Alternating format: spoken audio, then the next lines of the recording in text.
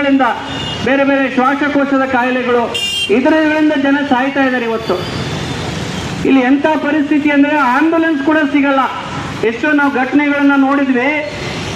ಸತ್ತೋಗಿರೋಂಥ ತಮ್ಮ ತಂದೆನೋ ತಾಯಿನೋ ಬಾಡಿಯನ್ನ ಸೈಕಲ್ ಮೇಲೆ ಕೂತ್ಕೊಂಡು ಅವನು ಸತ್ತೋಗಿರೋಂಥ ಹೆಣವನ್ನ ತಗೊಂಡು ಹೋಗಿರೋಂಥದ್ದನ್ನ ಎಷ್ಟೋ ಉದಾಹರಣೆಗಳನ್ನ ನಾವು ನೋಡಿದ್ವಿ. ಅಂದರೆ ಎಂಥ ದುಸ್ಥಿತಿ ಅಂದರೆ ಬದುಕಿದ್ದಾಗೂ ಗೌರವ ಇಲ್ಲ, ಸತ್ತ ಮೇಲೂ ಕೂಡ ಗೌರವ ಇಲ್ಲ. ಆ ಥರ ನಮ್ಮ ಆರೋಗ್ಯ ವ್ಯವಸ್ಥೆ ಇದೆ ನೋಡಿ. ಒಂದು ಆ್ಯಂಬುಲೆನ್ಸ್ ವ್ಯವಸ್ಥೆ ಮಾಡೋಕ್ಕೂ ಆಗೋದಿಲ್ಲ.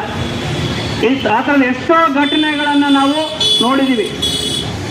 ಕೋವಿಡ್ ಟೈಮಲ್ಲಿ ಕೇಳಿದ್ವಲ್ಲ, ಎಂಥ ಕ್ರೌರ್ಯ. ಕೋವಿಡ್ ಟೈಮಲ್ಲಿ ಜನ ಹುಳಗಳ ಥರ ಸತ್ರು. ಬೆಡ್ ಇಲ್ದಂಗೆ, ಮೂಲ ಸೌಕರ್ಯಗಳಿಲ್ದಂಗೆ, ಎಲ್ಲರಿಗೂ ಖಾಸಗಿ ಆಸ್ಪತ್ರೆಗೆ ಹೋಗಿ ತೋರಿಸ್ಕೊಳ್ಳುವಂಥ ಶಕ್ತಿ ಇದ್ದಿಲ್ಲ. ಎಷ್ಟೋ ಜನಗಳು ಸೌಲಭ್ಯ ಸಿಗದೆ ಸತ್ತೋದ್ರು, ಲಕ್ಷಾಂತರ ಸತ್ತೋದ್ರು. ಆ ರಿಪೋರ್ಟ್ನ ಕೂಡ ಮುಚ್ಚಿ ಹಾಕಿದ್ರು. ಅಲ್ಲಿ ಉತ್ತರ ಪ್ರದೇಶದ ಗಂಗಾ ನದಿ ತೀರದಲ್ಲಿ ಹೆಣಗಳ ರಾಶಿ ಕಾಣ್ತಾ ಇತ್ತು. ಮೇಲಿಂದ ಫೋಟೋ ತೆಗೆದಿದ್ದಿದೆ. ಈ ಥರ ಒಂದು ಪರಿಸ್ಥಿತಿ ಇವತ್ತು ನಮ್ಮ ದೇಶದಲ್ಲಿದೆ.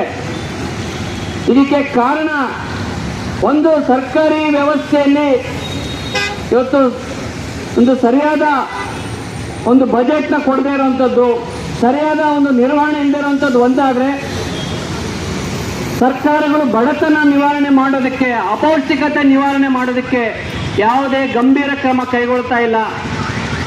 ಎಂಥ ದುಸ್ಥಿತಿ ಅಂದರೆ, ಬಡವರಿಗೆ, ಯಾರು ತುಂಬ ಕಷ್ಟದಲ್ಲಿರುವಂಥ